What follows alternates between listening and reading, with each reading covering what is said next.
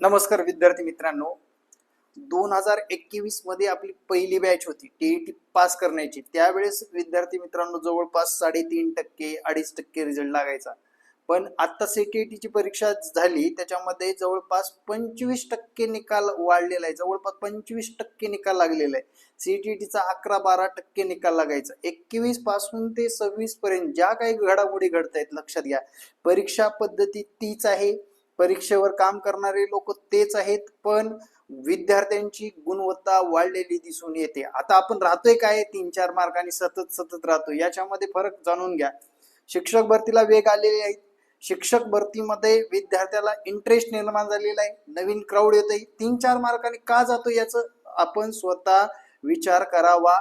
Factual टाईपचा अभ्यास करावा, जेणेकरून मागच्या टीईटीच्या पेपर आपण समोर ठेवूनही अभ्यास केलो तर आपले ते 3-4 मार्क भरून निघत असतात. कधी कधी अभ्यास करायचा नाही, डेली 2 तास 3 तास जरी दिलात तरी 100% महा टीईटी पास करू शकता, क्रॅक करू शकता.